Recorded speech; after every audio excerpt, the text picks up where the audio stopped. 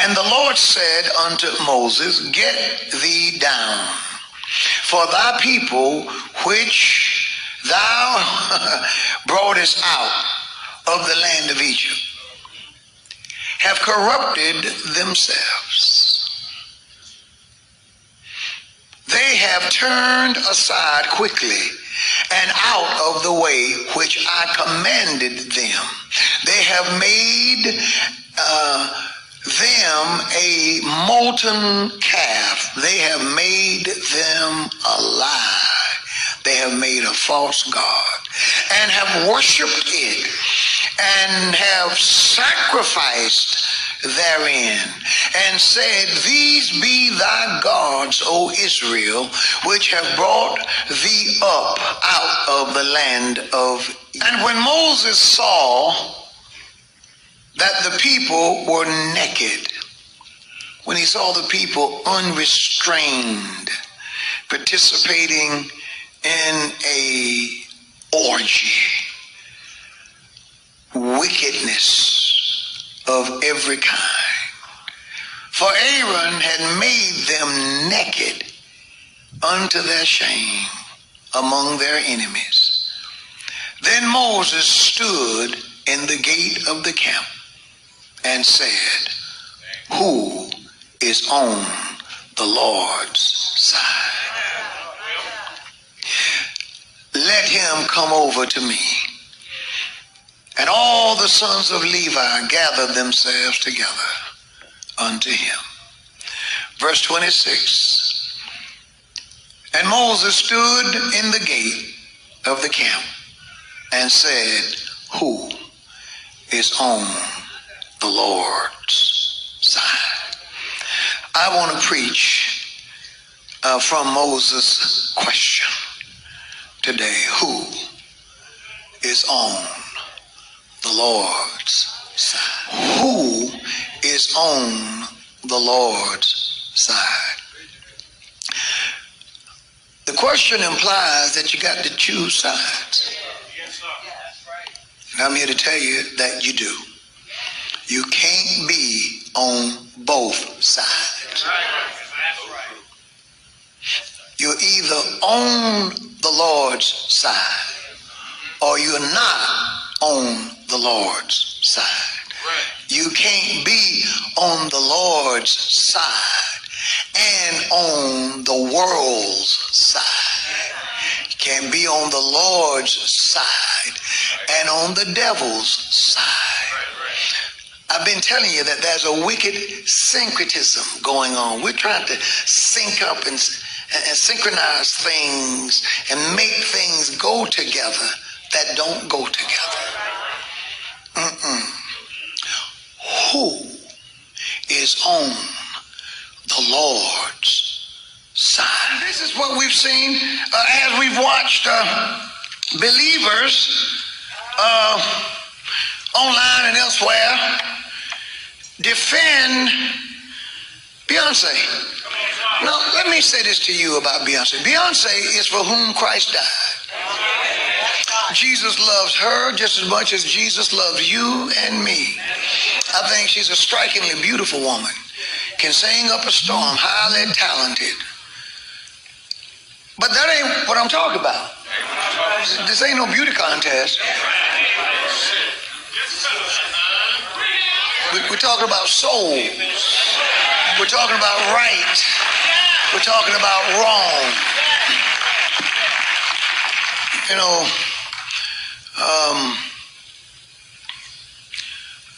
some guy said, well, where did you get the idea that she sold her soul to the devil? Well, her. Now, I could be wrong, but if you want to know where I got the idea, I got it from her. She's the one talking about performing and doing things, and she's summoning someone from the dead. And Shasha, this thing takes over her. Sasha Fierce takes over. She said that. I didn't say it. She's the one who talks about levitating. Do you know how much power you got to have with Satan to levitate?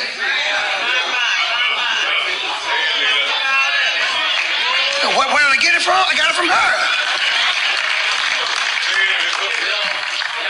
There are a multitude of other things. I hope she hasn't. But I tell you what, there are things that she said.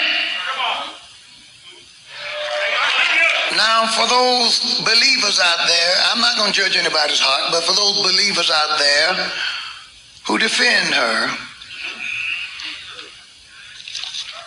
she wrote in her poem, Denial. She wrote this. Now, Denial is a poem that was written, she's trying to find out whether or not her lover, husband, whomever, I don't know, is cheating on her. And she said, but still inside me, coiled deep, was the need to know, are you cheating? Are you cheating on me? So, and I guess it was denied. So hence the name of the poem, Denial. All right? She said this in the poem.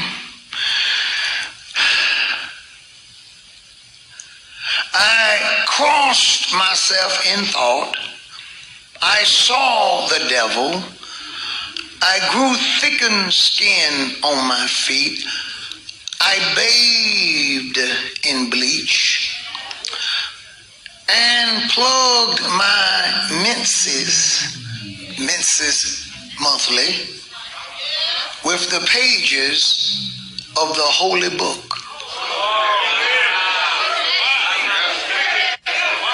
Now you Christians out there who can defend someone who have said this, defend on. But I don't believe a regular woman, she don't have to be saved. I just don't believe a regular woman, something like that would even cross your mind to do with the Bible. No regular, she ain't got to be no church mother. Don't have to be saved, sanctified, filled with the Holy Ghost. Don't have to be a missionary. You don't need to be capped. Amen. You don't need to be a prophetess or anything like that. Just regular. I don't believe that a ordinary woman void of the Holy Spirit, she got to be spirit filled, just got her spirit.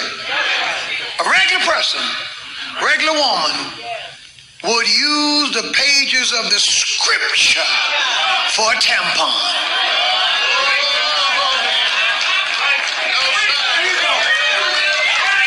Now y'all say leave her alone. Do you leave that alone?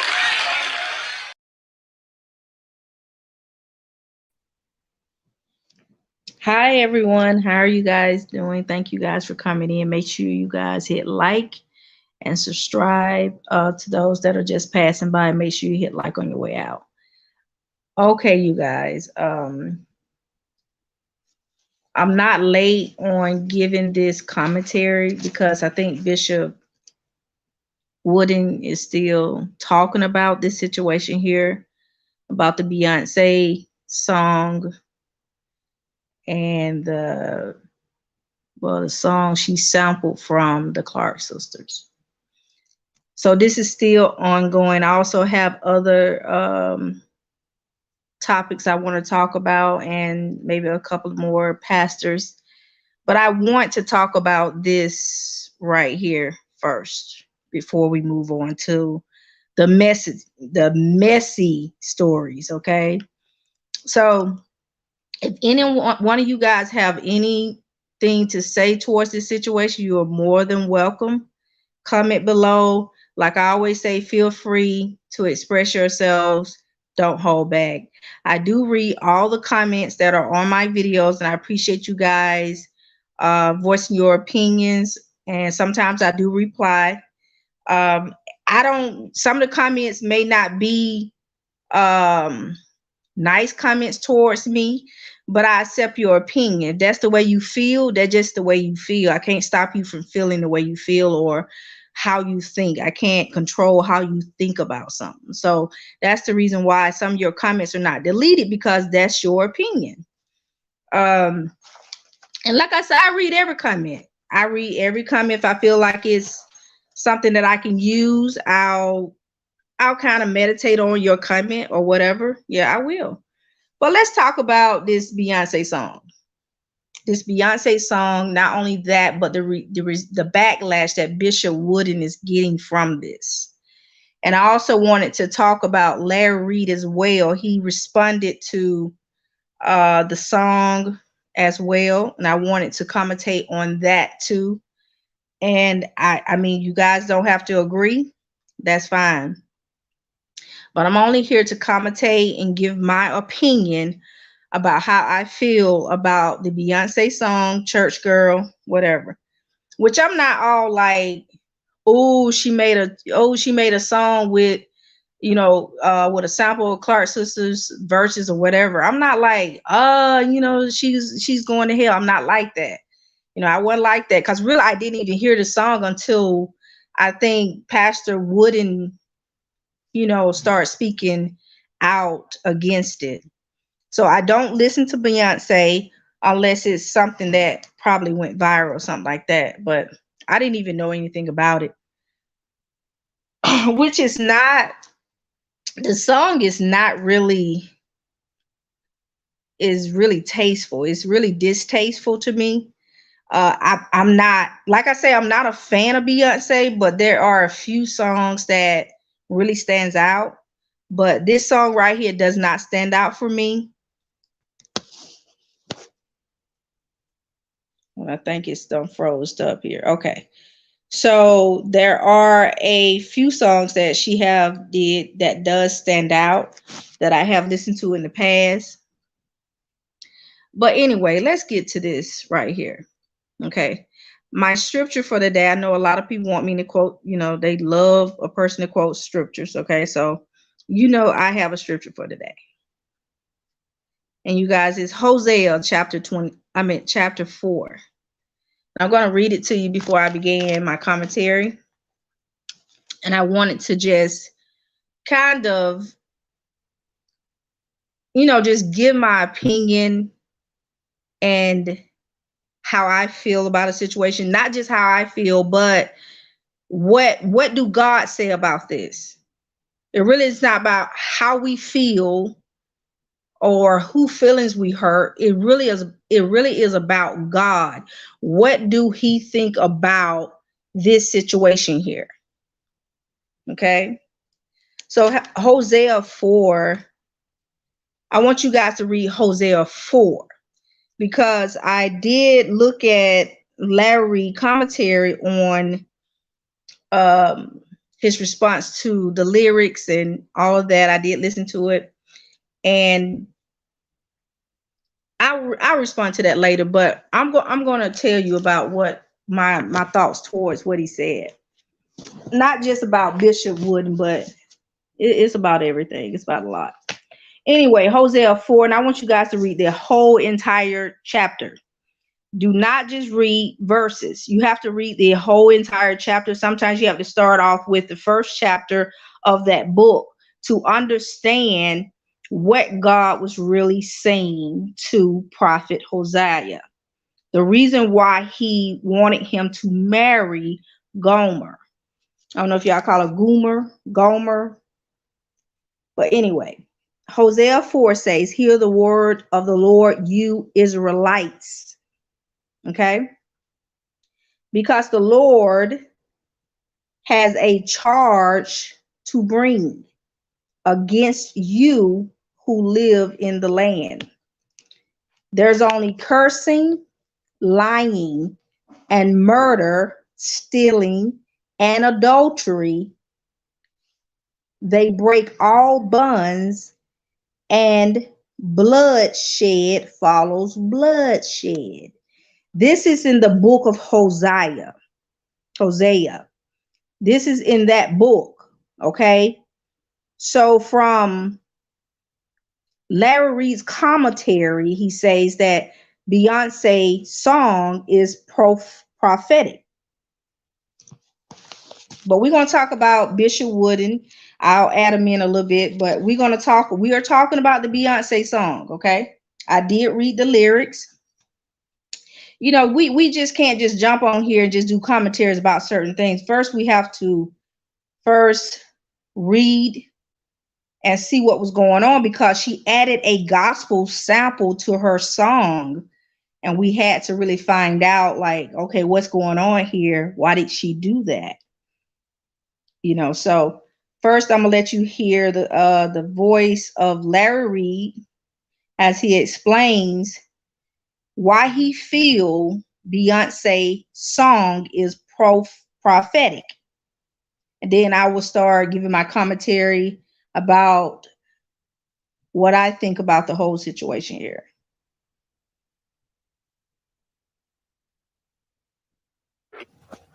I made a post about how Beyonce's body of work, Renaissance, is prophetic. I talked about how her song Church Girl was prophetic. I even discussed years ago about Lemonade and how it was prophetic. That's right. And a lot of people who have church brain, or people who don't have an expanded view of the word prophetic, is all up in arms. Let me give you a more expanded, simpler understanding. When somebody says something is prophetic, it literally means that God is trying to get a message, or is communicating a message through a particular thing, or that is trying to get a message. When somebody, a more expanded, simpler understanding, when somebody says something is prophetic, it literally means that God is trying to get a message, or is communicating a message through a particular thing, or that there is a God message encoded in a thing. Last year, a couple of dreams and visions, I prophesied that in the recession there will be a renaissance, and that the renaissance and the recession was connected. It was a prophecy about 2022, fall of 2022. And she shows up with this. She's even on horses. Have you looked into that? There's a prophetic message there. In the song Church Girl, she's literally describing a prophet's wife in the Bible by the name of Hosea, who married a harlot, or a thotty, because God told him to. That situation, there was a prophetic message in it about God's people. In the song Church Girl, there's a prophetic message about the church girl. So when you hear the word prophetic, I want you not only to think about what you see prophets do at church, or that mother in the church start jerking and saying, the Lord said. I want you to just look at art. I want you to look at even entertainment, like my show Larry Live. Let's look at people, places, and things, and look to see if God is there. Now, see, that's the thing. A whole heap of y'all Christians, now, I'm a Christian, so that I can drag us, are always looking for the devil. What the hell is that? You are a Christian, birthed out of Christ. Your lens should be a Christ lens. You should be looking for God wherever he is. And to be in the business of evangelism and soul winning, you're supposed to see God in every soul. You're not supposed to be looking for the devil. What the hell is you doing? So I want you to think. Look at the song Church Girl, read the lyrics, look at the title of the body of work, Renaissance, look up what that means, and see if it's encoded with, or is it a symbol or sign of something divine? Even see if there's something predictive in it, because you know prediction is the word of the prophetic as well. That's all. I'm not telling you to change your beliefs, but I am telling you to think about what you believe. Hi guys, thank you guys for watching my video. Thank you guys for subscribing to my channel. Those that have came in, make sure you hit the like button. Those are just passing through, make sure you hit like on your way out. Okay, you guys, let me put back up Hosea 4 because, and I have other videos to talk, other people to talk about as well after I'm finished with this one. So I was saying that about Bishop Wooden, he spoke against the song Church Girl. Okay. I had a conversation with the prophetess on the phone. We talked about it as well a couple of days ago when I supposed to have went live. So I didn't go live yet because this is a heavy conversation. It's very heavy. And then Larry added his own commentary to the lyrics, and he's saying that Beyonce's song is prophetic. I disagree. There are a lot of songs that have Jesus, Lord in it, or some type of churchy style, but that doesn't mean it's prophetic. What is prophetic is the book of Hosea. You can't take a secular song or someone that doesn't present themselves as holy and say that they produced a prophetic song or words. The prophetic is not to be tainted. The prophetic is holy. Okay. He also mentioned that God is trying, when it's the prophetic, God is trying to get a message through a particular thing. God doesn't try to do anything. The prophetic does not try. Okay? There's no maybe or might in prophetic words. Her song was a song. It was just a song. There was no 1 + 1 was 1 and 2 + 2 is 2. 2 + 2 is 4. It has to be line upon line and precept upon precept. Her song was just a song. It's just secular. And we also know that the enemy, the devil, we all call it, Satan, knows the word. And we notice that Satan, the enemy, has always been trying to take what is sacred and taint it. So how is it Beyonce's song is more prophetic than the book of Hosea? Why do God need Beyonce to rewrite or to reword the book of Hosea? That is already prophetic. We understand the book of Hosea. And twerking like a thotty don't have nothing to do with the book, the prophetic words in the book of Hosea. So if y'all want to disagree, you more than welcome to disagree, because Bishop Wooden is protecting the sacred things of God, and I respect him for that. But we have some leaders that comes out and try to taint the sacred things of God. You can't. Her song is just a song. To me, it's just a song. I read it, the lyrics and everything. I mean, it's plenty of women go to church every Sunday, but they be in the club, they strippers and everything. I'm just being honest. I know this. I've seen it. Everybody got that uncle that go to church, and then every time after church, he drinking beside the grave site or something like that, or beside the church. It's a lot of people go to church. It's a lot of women go to church, but they don't live a holy lifestyle. They just go to church because they say it's giving God his time. So I respect Bishop Wooden's response to this song, but I don't too tough respond to songs and stuff because it is what it is. She made the song, that's how she wanted it.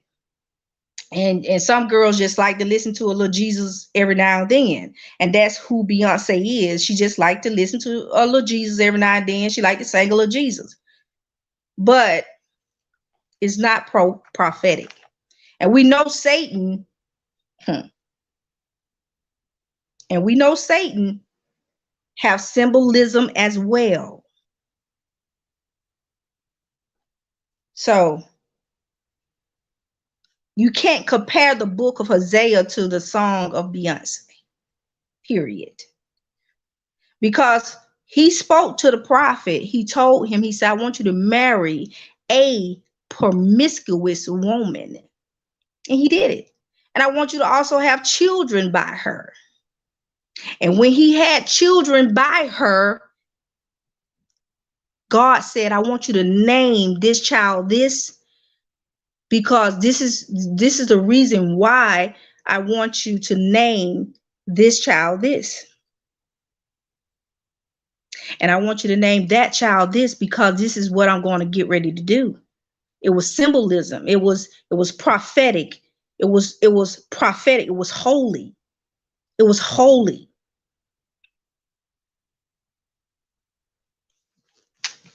So what do Beyonce's song have anything to do with the book of Hosea? Except for Gomer was a promiscuous woman. That's it. That's all it's showing, that the church girl go to church every Sunday, and she may be a stripper, she may be just a regular girl, just just living her life. Because I know a lot of people that just go to church just to give God their time, but they don't live a holy lifestyle. So we can't, like the bishop said, we trying to synchronize all of this stuff here. I agree with him. I can't disagree with the truth. I can't. That's just something I cannot do. And I can't mix her song into the book of Hosea because it's sacred. It's a sacred text. It's sacred. Let me see what I wrote, because I was sitting here just meditating on this.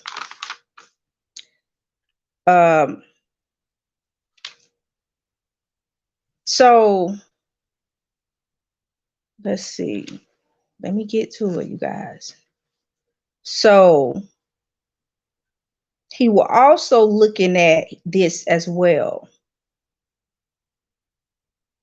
He said this in Hosea 1.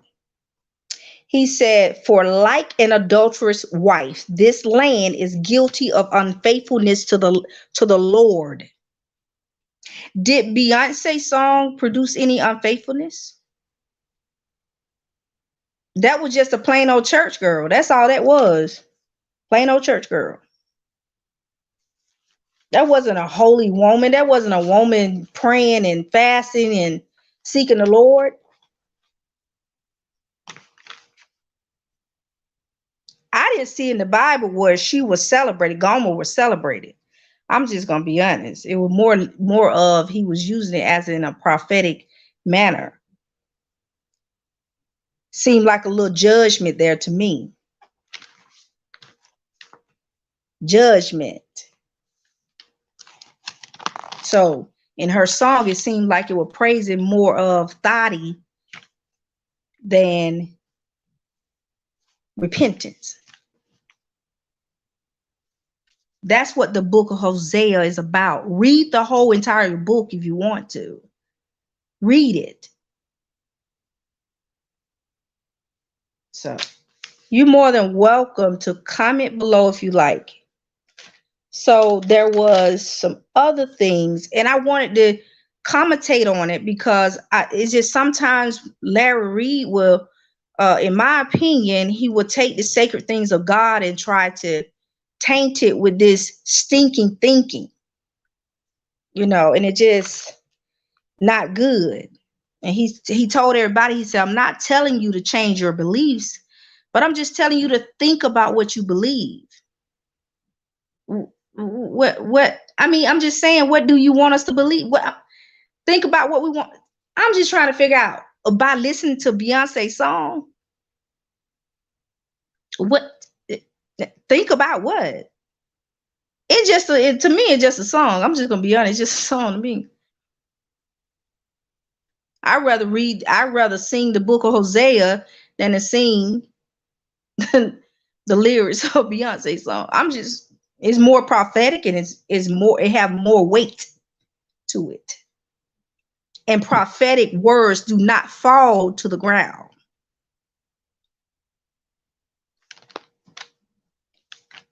Like Bishop Wooden said, whose side are you on?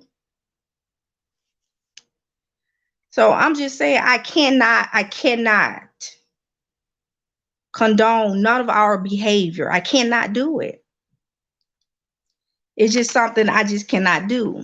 Because we will give an account. We will pay for certain things we say and cause people to do if we cause them to error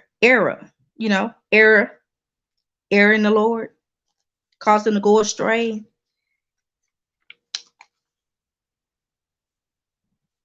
So you have to be prophetic to know what is being prophetic. You can't just tell somebody about being prophetic, or operate in the prophetic spirit if you are not that.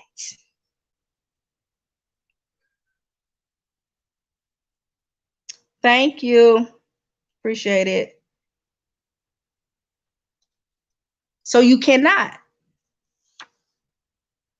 So all of this delusional talking, it's like this. I was saying something here when I was listening to these commentaries about Bishop Wooden, and I was just listening to all this stuff. I said, some of these things are so they speaking things that, I mean, just, oh my God, it's just, God don't use witches to prophesy. When Jesus gave gifts to his people, Larry needs to sit. Oh girl. We all know he need to go sit down. We already know. But you know him. He has to commentate. He's a public figure. So you know how he do. So he make his money. So, but I know someone said maybe I'm something towards Larry or something. No, I'm not. I do commentary just like he do. He finds stories to commentate about, and I don't find stories, but I'm very picky about what stories I commentate on. You see what I'm saying? So I'm out here on YouTube. He is as well. So I'm not. Now that's one thing. I never hated him, but there are some things that I do not agree with when it comes to certain things he do. Or, it may be certain things he say, but there's not a hatred towards him. But we do know that, there is some spirits that he is operating up under, in my opinion, that are not godly. So, but, that's how he make his money. Well, more power to him. That's his life. Okay.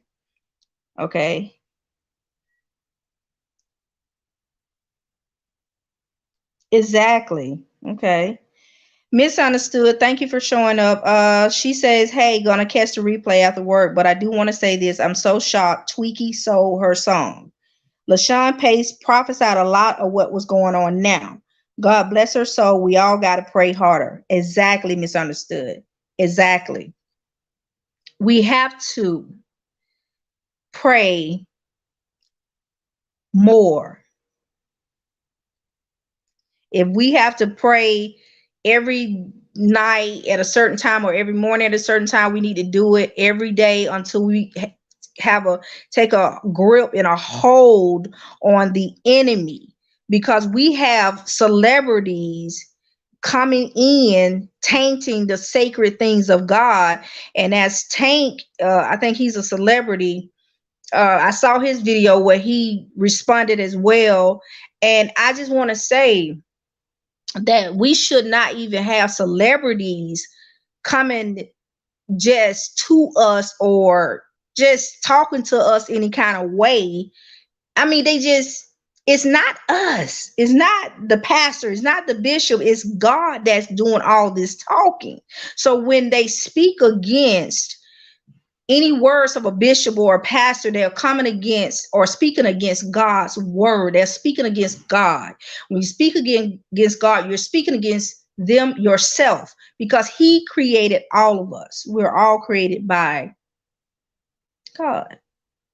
So it's just so much disrespect now. I don't know where they get this disrespect, all this disrespect. You can just start telling God what to do. That's what I'm trying to say. Like, I just can't say anything against Bishop Wooden, because he's not speaking of himself, or he's not speaking of his own spirit. He's speaking of a spirit, that is of God. So I can't speak against him. That's the Bible is not his. The Bible is not his word. Those words are from holy apostles and prophets that came before us. I can't speak against that. When you speak against him, you're speaking against all those that came before him. So I can't speak against it. Then you're speaking against the Spirit of God. Then you're speaking against the Spirit of truth. So I'm just saying. That's just how I'm going to put it. So I also want you guys to know there's some mystical, they speak in mystical now. So you guys be very careful not to wander off in your mind. It's your thoughts, your thinking. Don't allow pastors to cause you to fantasize. Okay? Don't allow pastor to cause you to fantasize. Okay? Imagining things too much, fantasizing, and you don't see no results. So be very careful when somebody tell you to imagine this or to imagine that, to think about this and that. Be careful what you think about, and be careful what you imagine. Okay? Because the Bible speaks of false imaginations. Okay, so be very careful. So that's what I was seeing here, and I wrote it down, and I had to meditate on it and see what was going on here, because there's something going on here. We have to be very careful of these soothsayers as well. So be very careful of these soothsayers that have you wandering off in your minds, and you don't see no results, and have you meditating, in another spirit, have you gone, so be very careful, please. You said, hi, Miss T. I personally think that though I don't agree with Twinkie Sapling with Beyonce, that God sometimes allows events to happen for wake up call to the church to practice Christianity and not just attend church.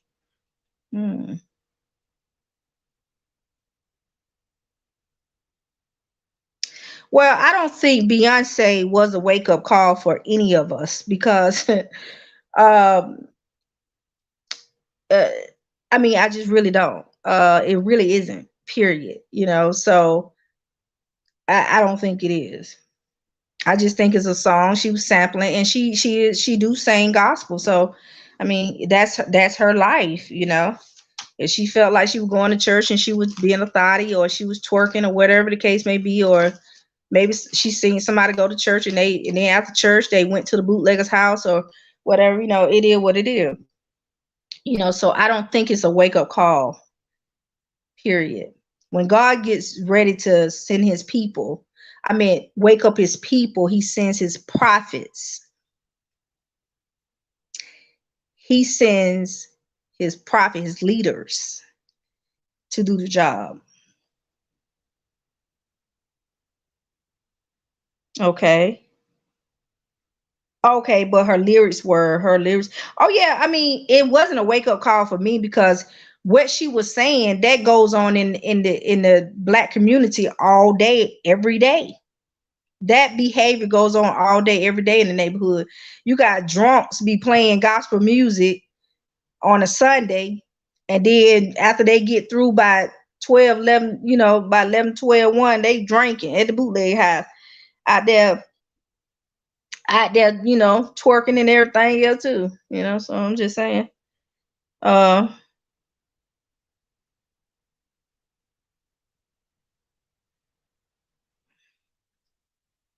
Well, a lot of church girls, Miss T, is not holy because a lot of girls go to church.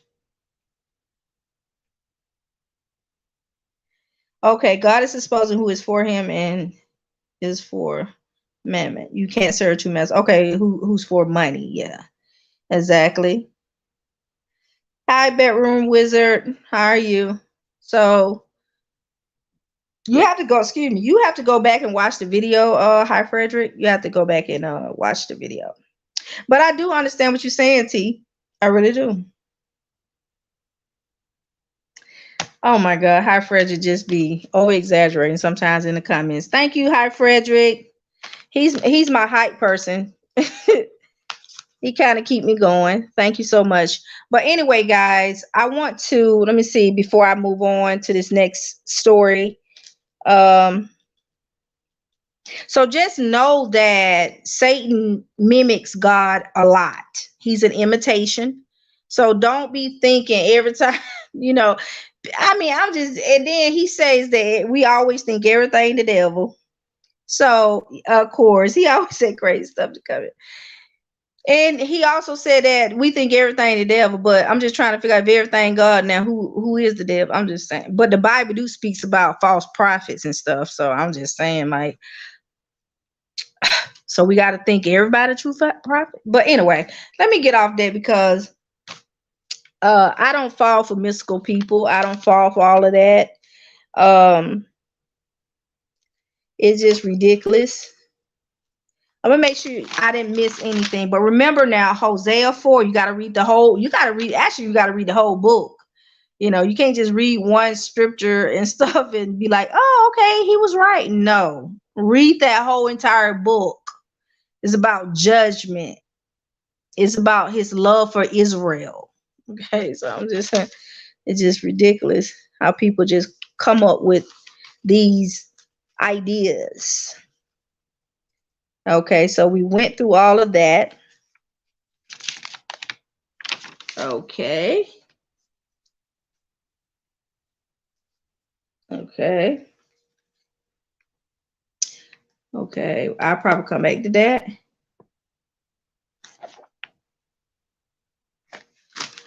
Okay, so I'm done with that one. So I'm done with that one. But remember that, just remember, you guys, God word from the prophets are more sacred and holy than anybody coming up with a song or whatever. No, no. I just look at it. She made a song. Okay, cool. I did read the lyrics. Okay, cool. Cause everybody was getting so deep about it because he was like, something about the message. He said he looked for cues and messages in any convo, behavior, and all content overall. So I was just trying to figure out, like, why you got to be all so weird deep, like, for real. Okay, so yeah, Miss T, do you remember the song, what is it, You Are My Sunshine or something they did in a club? You remember that one? I think that the Clark's family have sampled with Secklers and their career have grown, whereas the Pace sisters. Okay, yeah, I don't like all that mystical stuff and all that astrology stuff, new age stuff get mixed up. Exactly, it does. It does, T. Yeah. Okay. You talk about you gotta bounce. All right, Fridge, I appreciate you. But anyway, let's move on, you guys. And we'll come you guys can comment towards the video if you want. But I'm going to move on. So I wanted to talk about the guy, the pastor that called his congregation cheap. Okay. His name is Pastor Carlton Funderburk. I guess that's how you pronounce it. Pastor Carlton Funderburk. So I'm gonna let you guys hear the video, listen to the video, and listen to it's an audio. The first one is an audio, and then the second one is an apology he gave to to the people or whatever after he said that cheap sermon. Okay, so let you guys listen to it. That's how I know you still poor, broke, busted, and disgusted, because of how you've been honoring me. I'm not worth your McDonald's money. Come on. Come on. I'm not worth your Red Lobster money. I ain't worth your St. John knit. Y'all can't afford it no how.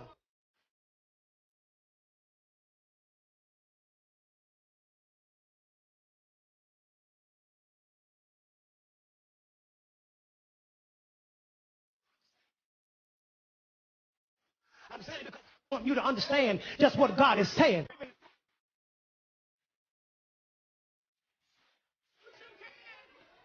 And y'all know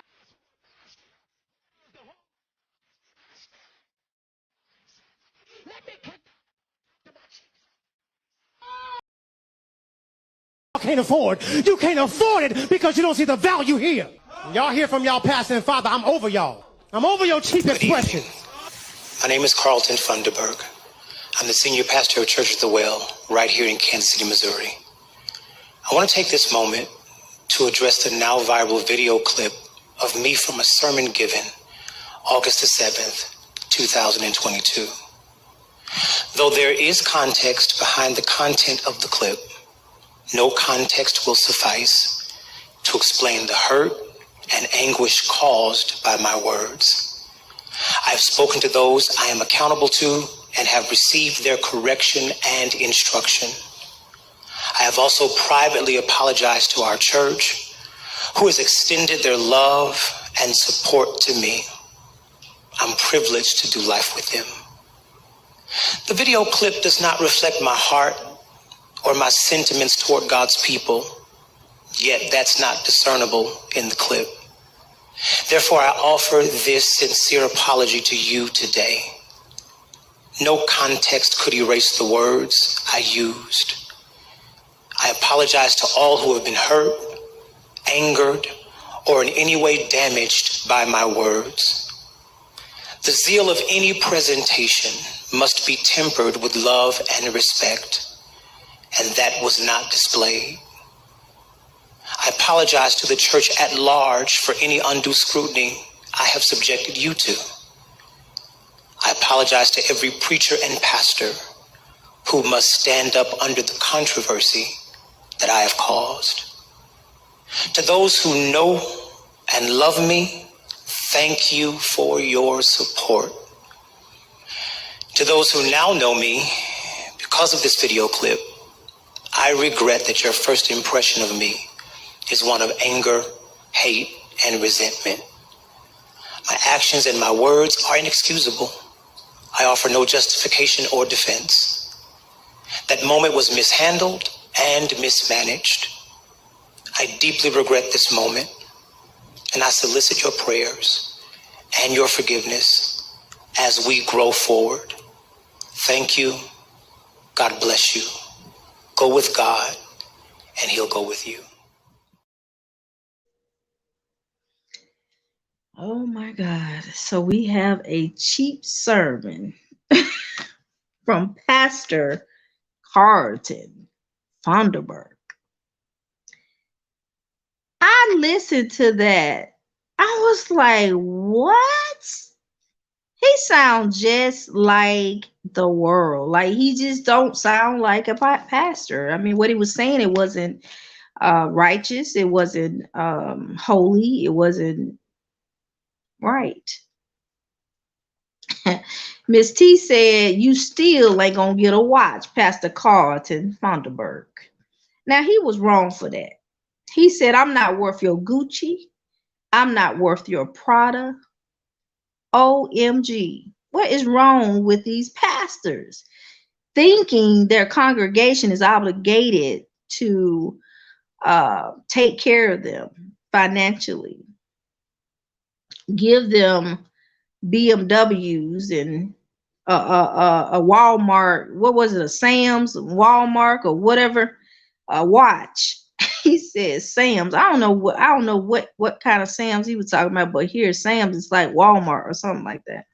Here, and you want to watch a Mabata. He said, have y'all ever heard of Mabata watch or whatever? And he talking about it was at Sam's. I mean, from here in Georgia, it's like a wholesale place. So I'm trying to figure it.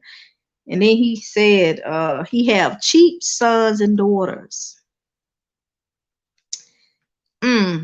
Cheap sons and daughters. This is a picture of him, right? So I'm not the one to mock anybody, but he called his congregation cheap sons and daughters. So I kind of looked at this picture. He has some hairspray in his head. So we know he got something fake going on in this picture. I don't know if I hope I ain't got the wrong photo, but we know he got something fake going on right there. So I don't see why he called his congregation cheap. He said, I asked for a watch last year and I ain't still got it. I said, what? These people are not obligated to shower you down with gifts. He should have been asking his wife or his girlfriend to buy him a watch.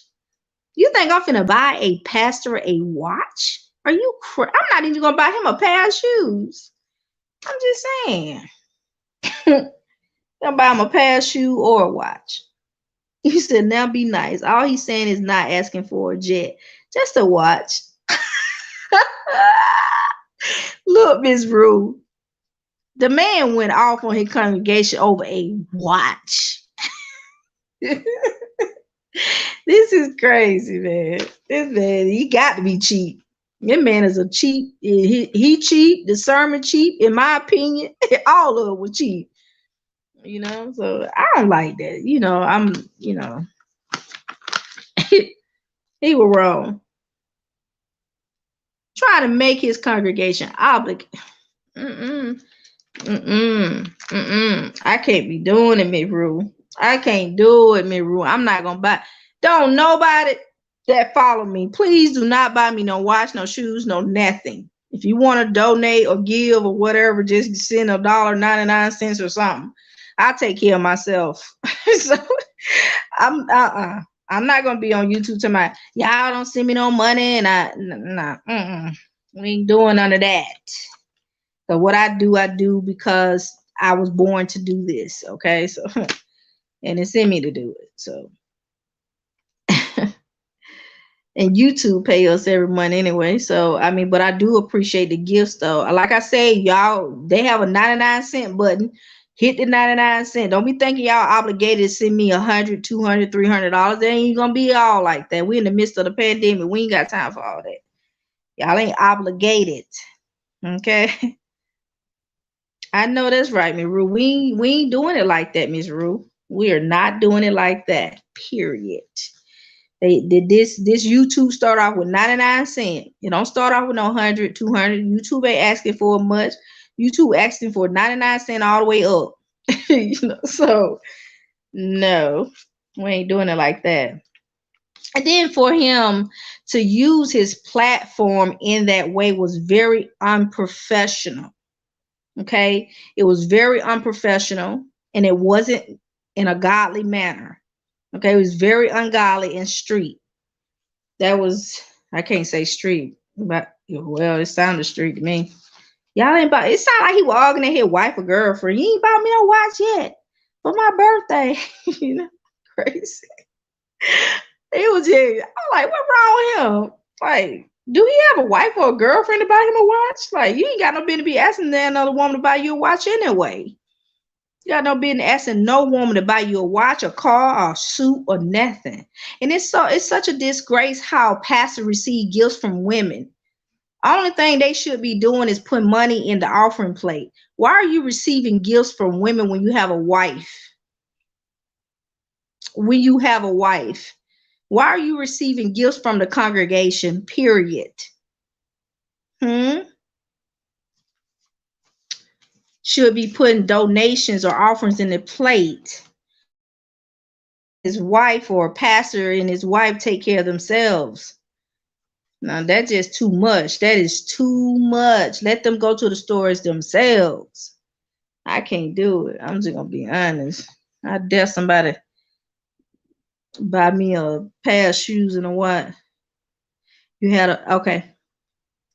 I had a pastor like that. My mom bought him t-shirts. Wait a minute. Said I had a pastor like that. My mom bought him t-shirts from Dollar Tree. He told her, wait a minute. He told her he didn't like that stuff. Then he got behind the pulpit, hinted around for laptops for his birthday. OMG. OMG. Y'all better stop that out there, pastor. Y'all need to stop that. I mean, these pastors need to stop it. Like, the congregation's not obligated to do anything for you, period. Period. So your mom bought him $1. I wouldn't have bought the pastor not one t-shirt, period. Okay? He ain't homeless. He ain't helpless. He's not to a point where he can't go to the store and buy his own stuff. Honey, he be at the store buying his own t-shirts and drawers and boxes. Honey, these folk doing too much. What's wrong with these pastors? Yeah, I agree. You know, they use the pulpit for money grabs when they are supposed to be preaching the gospel. Unless it, okay. He's trying to be like Whitehead. I know. Well, you know, did Whitehead say anything about buying him a well, you know, Whitehead have other jobs. You know, that's why he got so much money. He got other jobs. Real estate is a big money. That's a big money grab right there. That ain't no lie, because I have a friend that's a real estate agent. She makes money, okay? She makes bread. So I don't know about that. But yeah, I don't know if he's trying to be like Whitehead, because I ain't never heard Whitehead say that, but I just know that he tried. That sounds like a cheap sermon to me. That's a cheap sermon to me. The only person that nah, that's a cheap. I can't say no more. And then he talking about if they don't buy him a watch or do anything for him, they're not honoring him. That is just such the craziest things I ever heard in my life. And in my opinion, it doesn't sound right. Like, some of these pastors gets to a point where they start operating in a controlling spirit, you know, so they get so used to money coming and buying them things and stuff, and then they just start saying, oh, the congregation love me so much, I can just say anything to them and they'll do it. And if it comes to that, that means they are under a spell. They are under some occult ministry or something like the occulted ministry, you know. So I don't wish for anybody to be up under a pastor that talks like that to, you know, them. No, it don't take all that, okay, to be blessed from God. And I know that it does not take all that. Okay, let's see. Those are apostolic pastors that came out of those churches. Okay, you said, me too. I was in one for 23 years. Oh, okay. Yeah, they doing too much. They doing too much. For real. Okay. So that's what I wanted to say about him. And I'm not going to be on here too long. So I got like another commentary to do on that pastor named Adrian Davis. He was kind of like responding to a couple of bloggers and stuff out here after he was accused of scamming somebody. And we know Larry Reid always putting stuff out here in open spaces like it's true with no proof. You know, you can't always say allegedly, because allegedly ain't gonna always help you.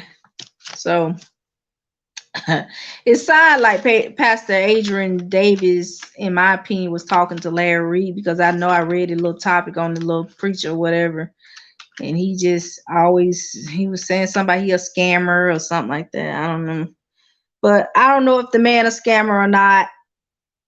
But I am going to play the apology video that he did do. Okay, so you guys can know that he did apologize for what I don't know. But why do you pastor keep apologizing for stuff that just, I mean, some of this stuff they don't need to apologize for, but I think Pastor Carlton Funderburk, he really did need to apologize, because that just, come on, really. That was just too much. He thinks somebody owed him something, really. So the only reason why he preaching is so he can get a check, in my opinion. So let me play this apology. I don't know if it was apology or response or whatever, but it was something. Let me see. Oh no, you can say whatever you want to say about Whitehead. Me and Whitehead ain't cousins. And I most definitely ain't Whitehead side chick. I seen somebody put that in the comments. I said, these folks say, they be saying anything. I left it in the comments. I don't delete comments now. I'm just gonna let y'all know I don't delete comments. So if your comment is deleted because YouTube deleting your comments, I don't delete comments. So YouTube will delete them though, if it's some kind of crazy going on. So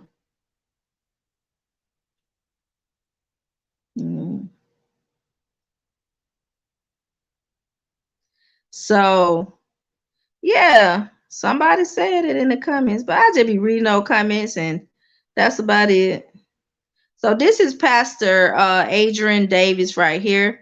So I'm going to play the video that he did. It was sort of like an apology or response to what was going on out here in open spaces. You know, people calling him a scammer, saying he scammed somebody out of $100 and something thousand or whatever.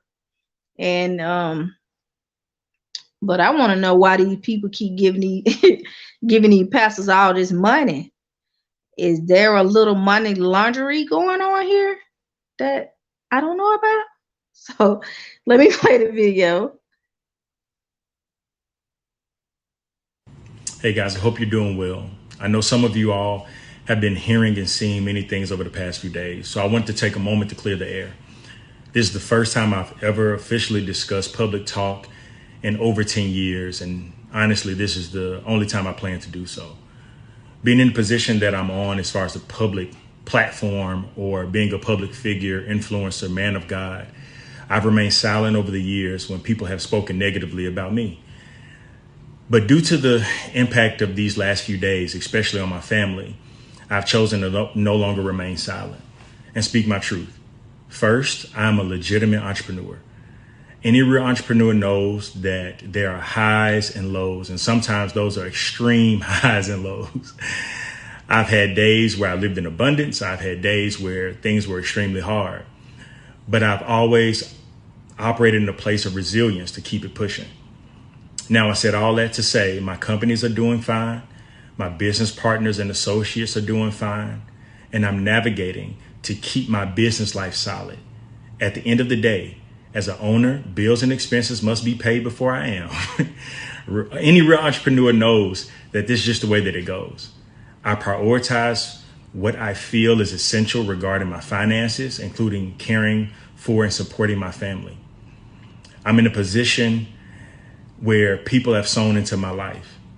Some gifts, they are harmless, and some have ill intentions.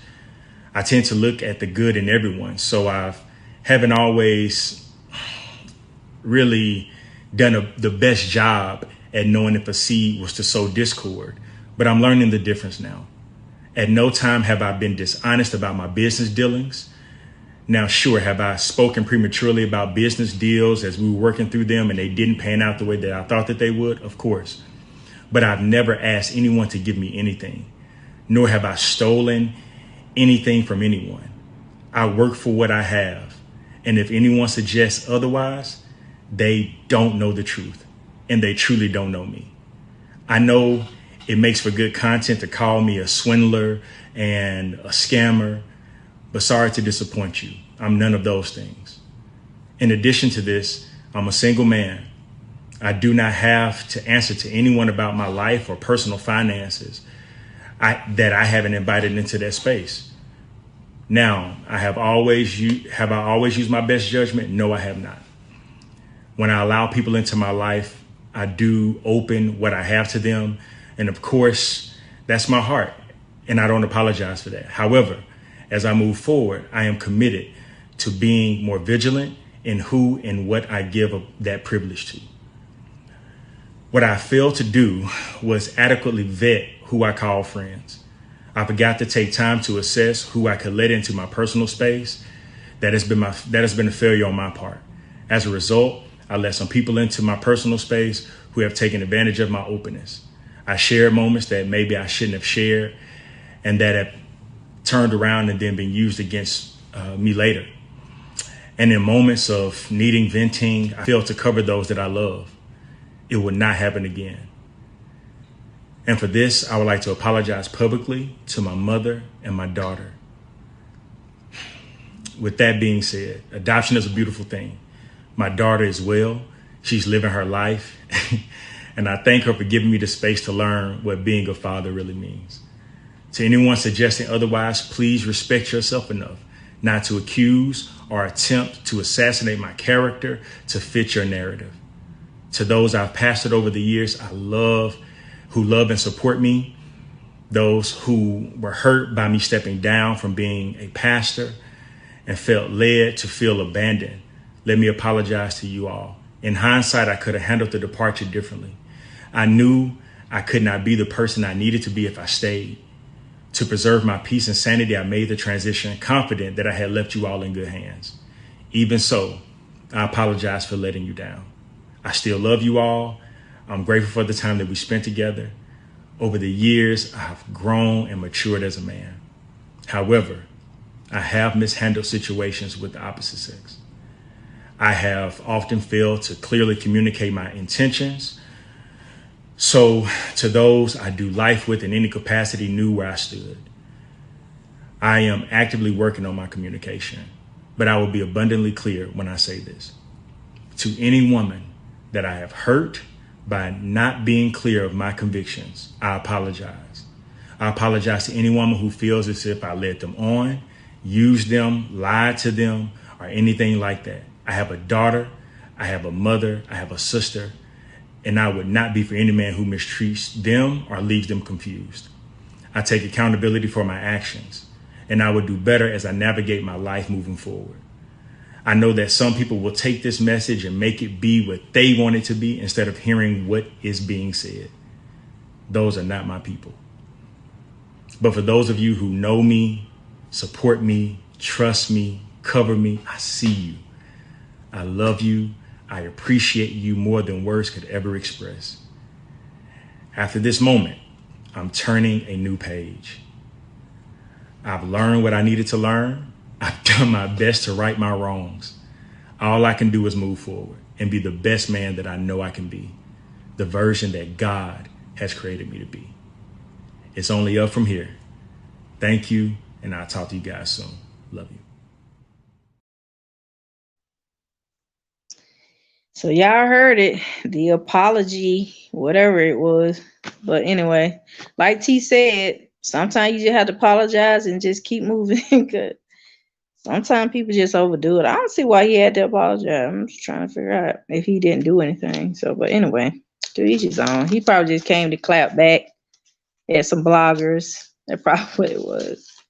But, I don't know what's going on in this man's life. I just saw it online. But I remember him and some lady getting into an argument. I didn't want to commentate on about that because it was just not enough information or anything. So I know you guys heard about Bishop Whitehead. I hear having an argument with D.L. Hughley. You said turn the page. So I know y'all heard about, I know y'all love to talk about Bishop Whitehead. So y'all know I had to get that video when he went live. Because I'm like, well, actually I get his notifications. Like every time he go live, I'm watching his videos wherever I'm at. If I'm busy, I'm still watching it. So I gotta commentate about that because it's just some things. I know you guys, the way y'all feel about Bishop. I know how y'all feel, but let me let y'all listen to it. All right, y'all. You know, I'm minding my own business. You know, just trying to get over this traumatizing experience of what transpired in my church on July 24th. Like, okay, like I was robbed. My church was robbed. My wife was robbed. And it's like now people that don't have the ratings, right? People that need ratings, they want to use me because I guess I'm the hottest topic right now. And, you know, listen, y'all, let me say something really quickly, right? Yes, I'm a pastor. Yes, I am a pastor. And I'm not a floor mat. I am not a floor mat. And, you know, enough is enough. You know, and I just had an interview with the D.L. Hughley show. Yo, and this dude is nuts. Right? All he wanted to do is try to embarrass me. So I told him, I said, you're a punk, D.L. Hughley. You got a short man's complex and you're mad at yourself. Right? And y'all need to all at D.L. Hughley because he needs ratings, y'all. I went on his show in the name of the Lord. I went on the show in the name of the Lord thinking that he wanted to speak and be concerned about what happened to my church and if I was okay, if my family's okay. That was not one of his questions. Not one. It was straight, why do you have all this stuff? Why does your closet look like this? You're robbing the church. You don't even know me, short man. Little boy, little man. Like, you don't even know me. And it's like, listen, you guys can think what you want to think about me. However, I'm not no punk. I'm not no punk. I'm outside. I'm really outside. And at the end of the day, we got all of these preachers. Let me just take my time because I'm only going to give 10 more minutes. But we got all of these preachers out here talking about if you listening to secular music, you're going to hell. Well, I beg to differ. I beg to differ, right? Because I'm the type of person, I love everybody. And at the end of the day, right, you are not going to sit here and discourage people in the world to come to church because of your own ideology. And the preachers that's saying this, I know you listen to secular music. And what about when you were sinning and you were preaching? At the end of the day, a lot of y'all are enjoying that, what happened to me, right? Because a lot of people are intimidated by me. It ain't about conceited. It ain't about cockiness. It's about intimidation and how, you know, how I carry myself. But let's get back to D.L. Hughley. He admitted that he's a womanizer, right? And I said, you're a womanizer because you're a punk. That's what you are. And you're sitting here and you're trying to pull me out of my character for ratings. So D.L. Hughley, this goes out to you. Let's get in a boxing ring, tough guy. You think you could talk to the pastor however you want? No problem. He said, well, I don't box. Me neither. Let's get into, if you're tough behind the mic, right? Let's go and let's get into the boxing ring, right? I'll make sure $1 million is put up. Right now, $1 million is put up. Right now, D.L. Hughley. Because, you know, you're not going to sit here and talk to me the way you want to talk to me. And you're not going to sit here and make me look like a villain. Right? You're not going to do that. And nobody else is going to make Christian pastors look D.L. Hughley, right? Let's see how tough you are. Meet me in the ring, right? Meet me in the ring, all right? You got a big mouth. You want to talk crazy, And I said to him, I said, I wish I was there sitting with you when we had this. He said, oh, well, what are you going to do? Nothing. I just want you to see my facial expressions. Would you think I'm going to threaten you? I would never do that. But what I would do, I would invite you into a boxing ring because you got so much animosity. You said I was robbing the church and that's why I got robbed. And he was sitting there making it seem like these thieves, right? These robbers, he was justifying what they did to me. He said, yeah, you're robbing the church and that's why you got robbed. He was just disrespectful. So DL Short Man Hughley, that's my name for you, right? DL Short Man Hughley. And I want everybody to tag. I'm a pastor, brother. I'm not trying to give nobody no smoke, but I come on your syndicated radio station and all you try to do is assault me. So DL Short Man Hughley, meet me in a ring. Meet me in a ring, tough guy. You got the right one. I'm a preacher from Brooklyn. And everybody can laugh. Oh, yeah, you got robbed. Yeah, I get it. It happens. It happens to the best of us, man. No problem. No problem. That's the first time I've ever gotten robbed in my life because I'm not the type of person to put myself in that type of position. And I don't do nothing wrong to people, right? And I look out and I help everybody. And I asked the dude, DL, I said, why do you keep thinking that I'm robbing the community? Why don't you Google or have your team do some research so therefore you can see that I've been doing community work since 2013, since I came on Facebook, and before that. DL, look, I want to knock you out in Jesus' name. That's what I want to do, DL, because you know I'm gonna give you all the smoke, DL. Like all of my frustration from everybody that don't know me, that's trying to villainize me. You know, I'm not worried about it, but sometimes it make me a little flustered. I'm getting better with it right now. DL, since you feel a certain way about me, right, DL? Me and my team gonna put $1 million up. Meet me in the ring. And I'll give you 60 days to train. If you need more than that, we can do it. Right? If you need 90 days, whatever you want to do, right? And watch how he back out of it. Watch how this tough guy behind the mic back out of this, y'all. Right? Tough guy DL Hughley always. And he went on my page.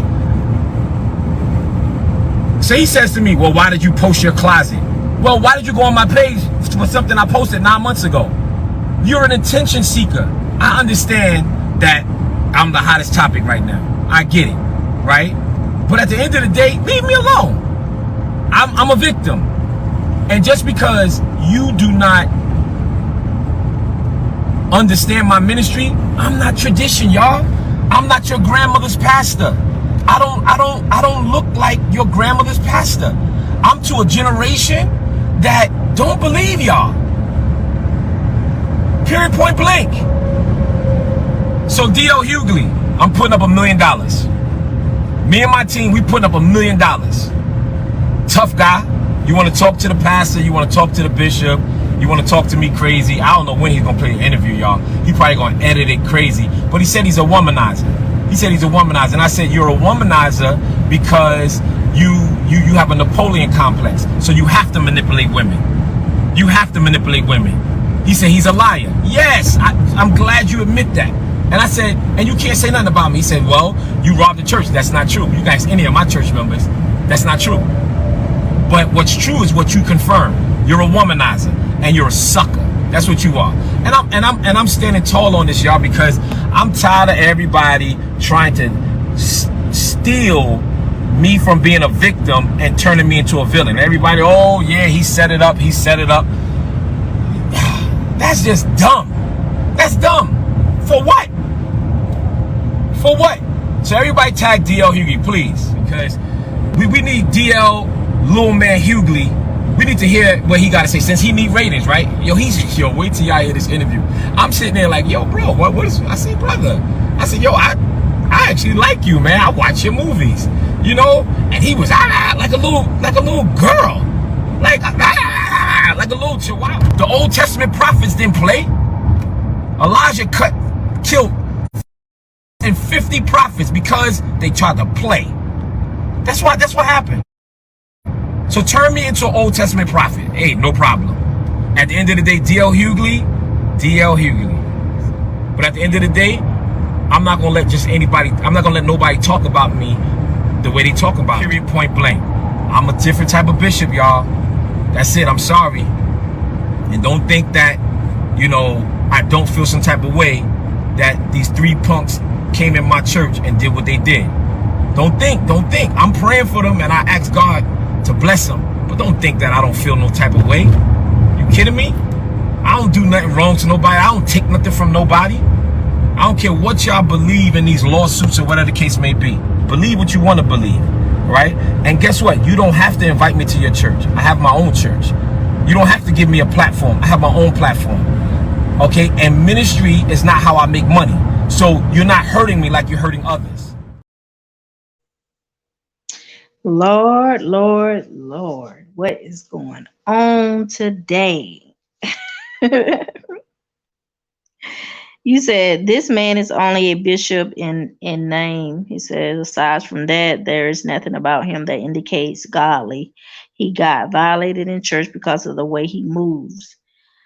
Well, it's a lot of people. I am human first. Thank you for coming in. It's a lot of people that get violated not because of the way they move. We have to acknowledge that we have evil people in this world. Okay.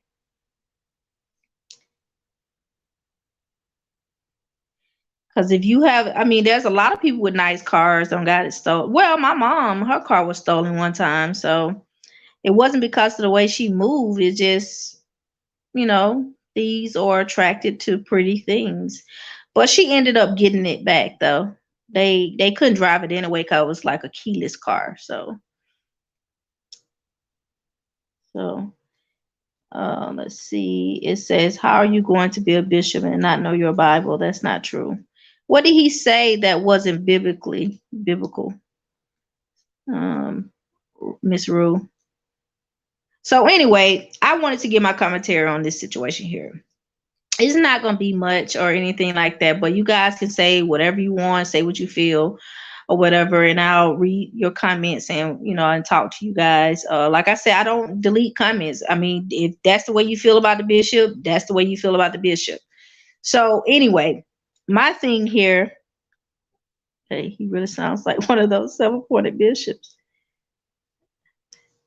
My thing is here with the conversation or the meeting or the interview that him and D.L. Hughley had, allegedly, because I haven't seen the interview. I have not even heard the interview. I haven't heard any of it. So I'm going to say allegedly because that these are the bishop's words. So anyway, what I want to say was the interview was very unprofessional. Okay. And I'm big on when our people are going through something, I'm big on us us supporting each other when we are going through.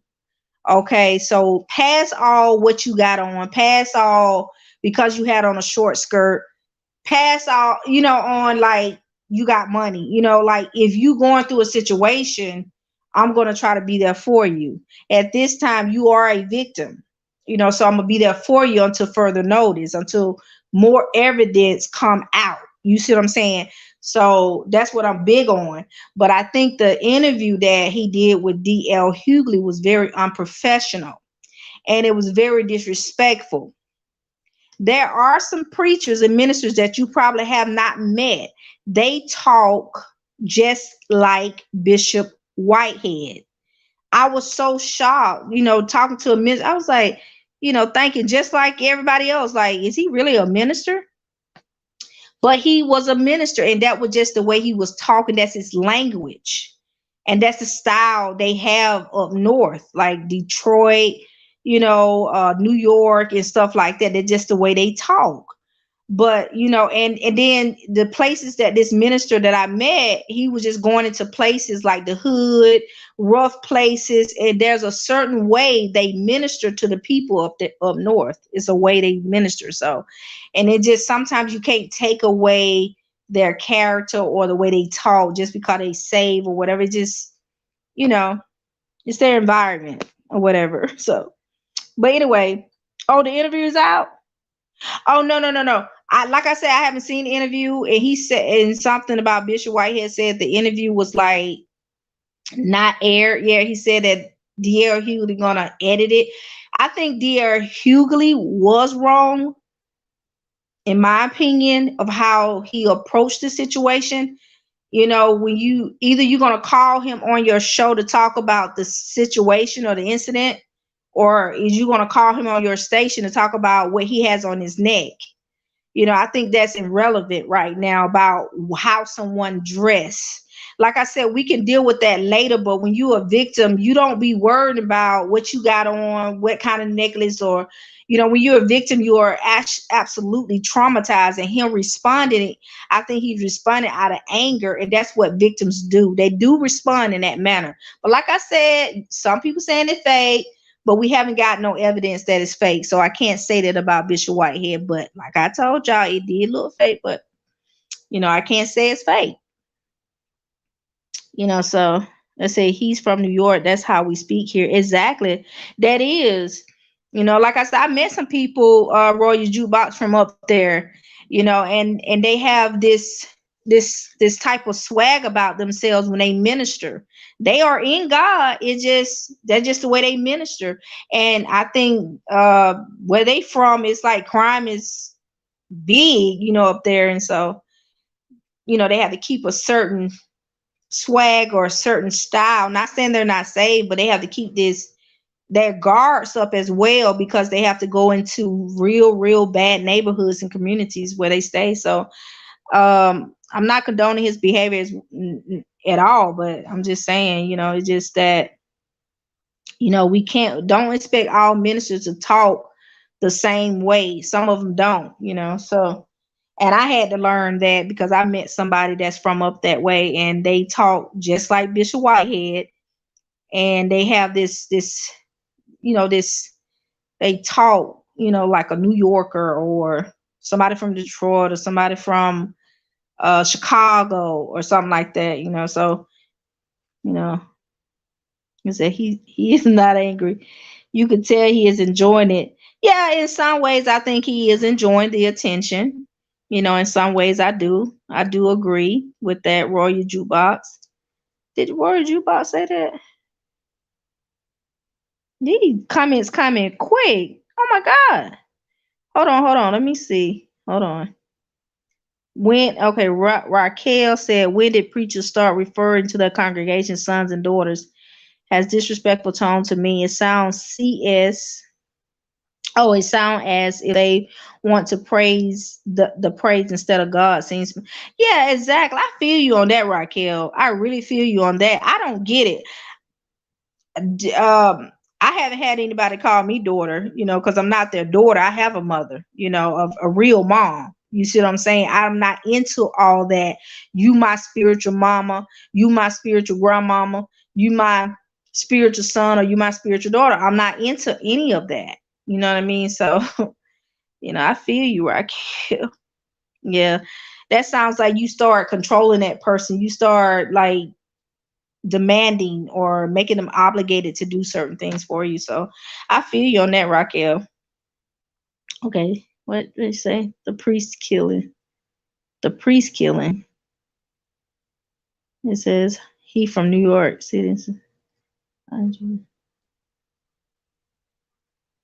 It says, I really think it depends on denomination, because we have bishops and pastors that are from New York and that don't talk or sound like that, like Dunny, McClurk, and Hezekiah, because they are not outreach ministers. Like there are some ministers that have outreach ministries, and Dunny, McClurk, and Hezekiah Walker are singers. They sing. So Dunny, McClurk, and Hezekiah, and so on and so forth. They are singers, so they don't have to continue to keep their guards up or keep their swag or anything like that. These ministers go into the highways and the byways to minister to these people. Don McClurkin don't. All he do, and Hezekiah, all they do is stand on stage, far away, probably got security, you know, while they singing. So, you know, these are two totally different ministries. and that some ministers don't never do probably what Bishop Whitehead do or what this minister I explained earlier do. So, and from what I'm hearing, allegedly that Bishop Whitehead church looks like it's in the ghetto or something like that. There are a lot of ministers that are in the ghetto. There are a lot of ministers. I'm not saying he is in the ghetto, but there are a lot of ministers that churches are in the ghetto. But it doesn't mean they ain't saved or anything like that. And sometimes you may see them like they just like the world, but they're not. They are actually saved, but they keep this type of swag and character just so, you know, their guards up because they're in the hood, and sometimes they reach their people, you know, or something like that. But Hezekiah Walker and Donna McClurkin is a whole different breed. So they are, whoa. But anyway, we ain't gonna go there. So it says, thank you, Miss T, for your comment. You say, okay. And I think the reason why I'm saying denomination is because some denomination would tolerate that behavior and some will. Okay. Spiritual daughter sons mean one you mentoring. Yeah, I understand. Okay, sons and daughters. So Raquel mentioned something about sons and daughters. So Ms. Ruth says spiritual daughters and sons means one you are mentoring. We all know that. But at the same time, everybody that mentors someone is not called their mother or father, or they don't call them, you know, their mentees or whatever, their sons or daughters. They just a mentor as a title, you know. So I think it's a bit kind of like, it's a bit kind of strange, because you guys know that allegedly that when kids are molested, they start calling their molester their dad and mom. Okay, so we want to kind of get away from all of this occultish behaviors and controlling behaviors and stuff like that. Don't expect anyone to call you mom or dad or papa or poppy or anything like that. No, you know, you ain't going to heaven. You ain't going to hell just for not calling a pastor your mom and dad, you know. So, you know, so please be careful with that. No, you okay, T. You fine. Just keep typing or whatever. You know, you okay. You ought to see my phone right now. I just bought my phone and I cracked it. So, and then the camera turns backwards, so it don't turn forward. So I have to trying to get a laptop and stuff like that too as well. So that's what I've been doing. And I've been a little busy too. That's that belief. Are you saying that the Apostolic Church call each other sons and daughters? Okay, so you said man judges the outward appearance, God discerns the heart. Exactly, Rory Jukebox. They do.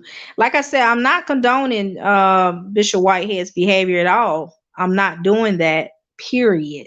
That's something I'm not doing, but I cannot talk about him at this time, or, you know, low rate him or whatever, because I don't want to add to his pain, you know, or anything like that. I don't want to victimize him all over again, you know. So I know how it is when you're a victim of something, and I know how it feels to be judged in the midst of you going through trauma or something that, you know, awful, you know, as Bishop went through. So I just can't do it at this time. I'm waiting on the evidence. I'm waiting on a police report. I went on the news, something from New York. So, let's see.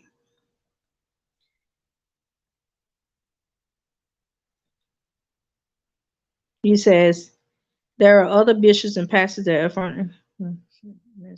Okay. You said New York street ministry and who don't talk like that. I understand where you're coming from. Exactly. Oh, you saying the choice of words that Bishop Miss T, you are saying the choice of words that he's using. You don't hear any. I understand that. Yeah, I understand that maybe some of the words he may be using is not godly. But his swag, I've seen that in a lot of people. You know, that doesn't leave you when you become saved.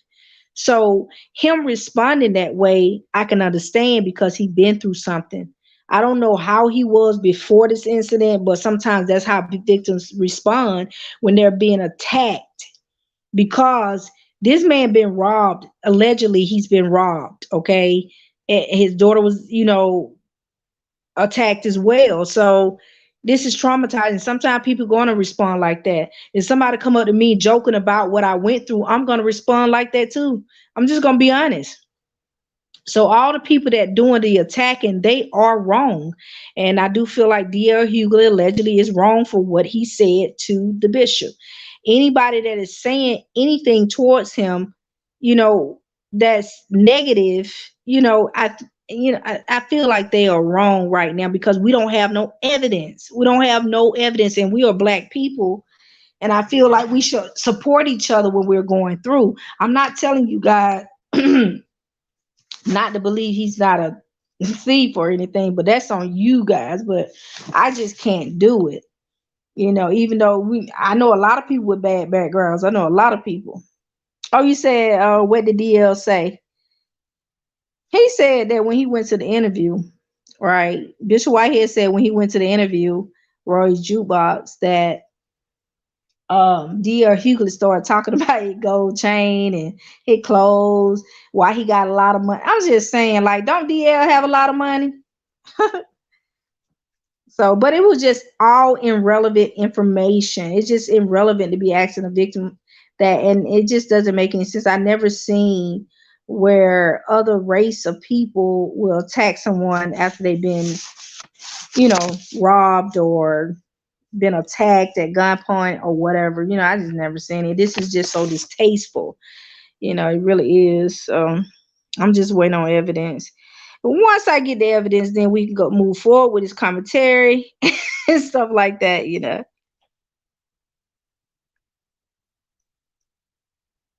Oh, no, Miss T. You Miss T. Miss T, you can say whatever you want to say, Miss T. That's why it's called conversation. That's why I call conversation. You said I skipped your comment. It said, yes, you is because you skipped my comment. What comment? Miru, what comment I skipped? Hold on. Apostolic. Okay, I read the one say it's apostolic church that does that. That's your belief. Okay. Sons and daughter. I did see the spiritual daughter sons mean one you're mentoring. I read that. Okay. No, you okay, Roy. You fine. So you guys, that's the story that's been going on with your pastors or with pastors out here in public spaces.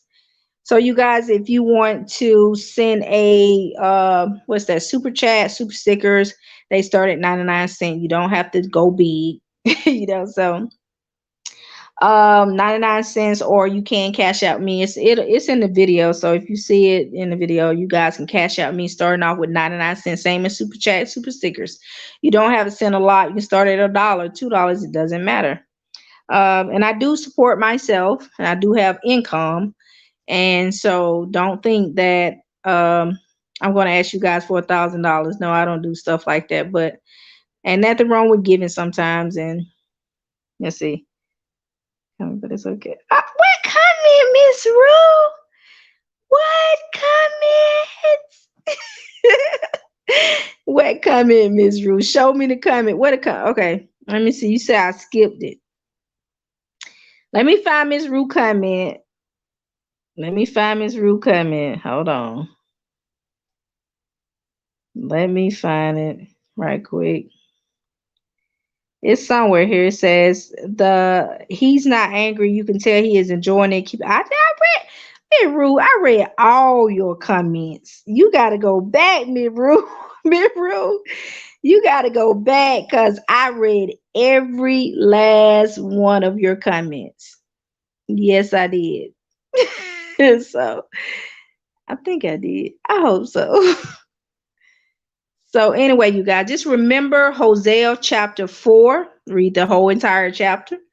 And before you start agreeing with people, research what they're saying. meditate on what they're saying, but don't do no overthinking. Because some of that stuff they be saying, they be trying to trap your mind and stuff like that. So y'all be careful in these times, because these folk getting crazy. Pastor Carlton, Funderburk out here want folk to buy him a Walmart watch. So they don't buy it, they cheap. I think they're cheap too. Oh, you said, okay, no, never mind. You said repeat the repeat the comment, Miss Rue. Repeat the comment, Miss Rue. T said repeat the comment. Yes. So you guys go back and watch this video. I don't want to do 2 hours on here, so I got another video to play at the end. So, okay, you guys, just remember, you don't have to agree with me. You comment below, let me know what you think. I do not delete comments. YouTube delete comments if I think they are a bit harsh or whatever. I don't delete comments. I read every comment you guys put on my channel. And don't be talking about I'm sleeping with folk. Talking about I'm sleeping with the bishop. I don't know Bishop Whitehead. And don't be saying things like that. And because he has a wife, don't spread rumors like your little leader. Be spreading these false lies and stuff. So don't do stuff like that, okay? So y'all beginning to be just like your leader out here putting out these lies and with no proof. If you ain't got no proof that I'm a side chick to Bishop Whitehead, don't even repeat it. Don't even say it, okay? So thank you, Miss T. I appreciate all you guys. Thank you, Miss Rue. You need to repeat that comment, just like Miss T said. Repeat the comment. I already did commentary on the Watch Pastor Rory Jukebox. You got to go back and look at it. We already talked about the Carlton Funderburk. We already talked about him. Yep. Okay, you guys, thank you all for coming in, no matter how late you guys are. I know you guys support me 100. I want all you guys that watch this video, make sure you guys like and subscribe to my channel. Thank you so much for your support. Thank you so much. And I will be getting a setup and a new phone, laptop, and all of that. So you guys can see my face. All right, you guys, I love you.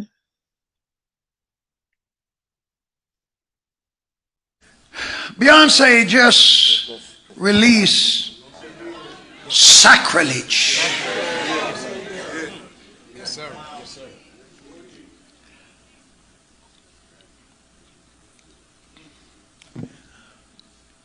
The only thing I can account for some of this stuff is somebody done sold their soul to the devil. Now, all I can say to you is this. When you sell your soul to the devil, you get the short end of the stick. Because you're not going to live but so long. And when you leave here where you're going to be there forever. So it's not a good deal. I don't care what he gives you.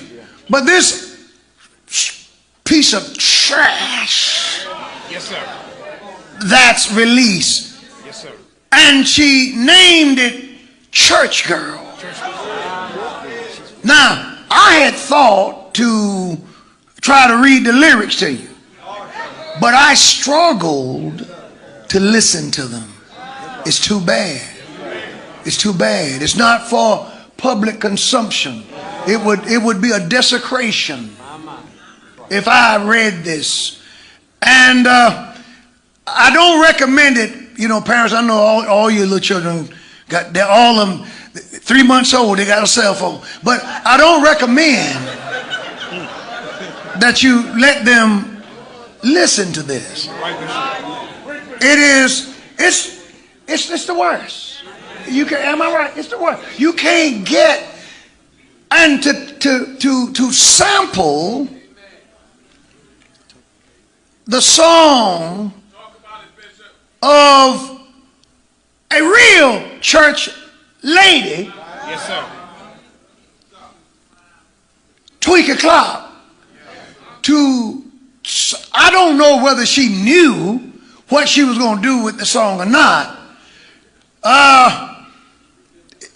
She knows she's not saved.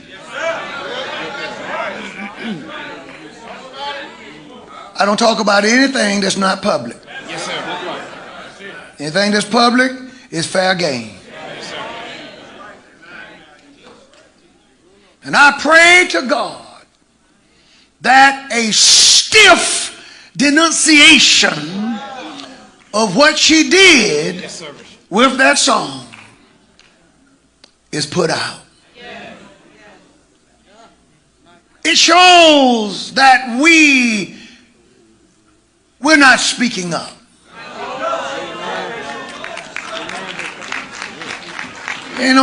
Don't nobody respect the church. The world don't respect the church. So you can't win the world enamored by them.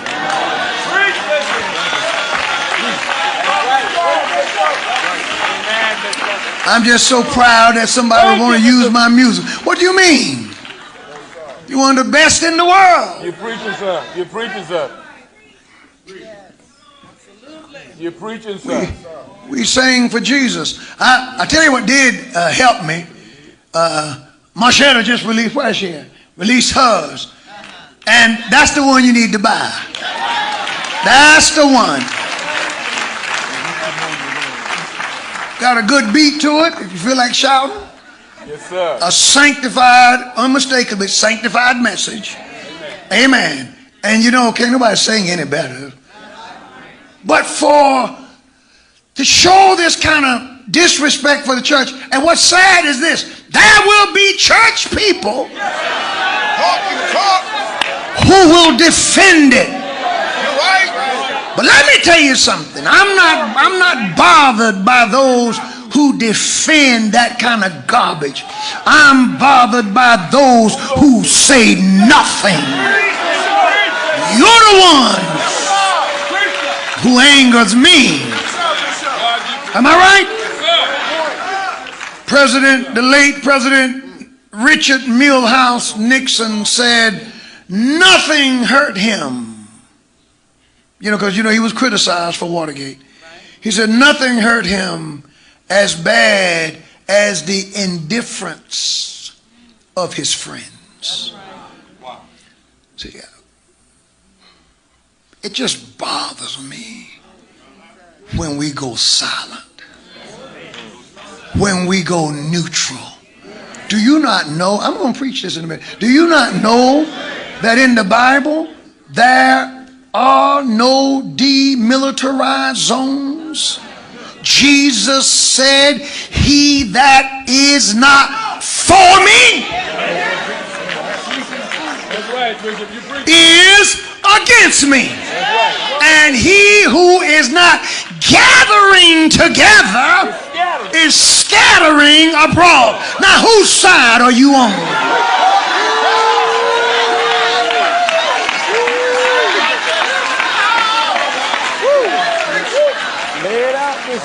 Well, the Lord hadn't led me to say anything.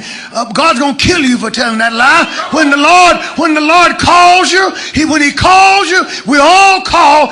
Y'all said today, I was reading it to you for a reason. You're going to defend the doctrine of the church. You're going to preach the gospel of Jesus Christ. Now, when you see obvious wrong, how much do you have to be led to say something against obvious wrong?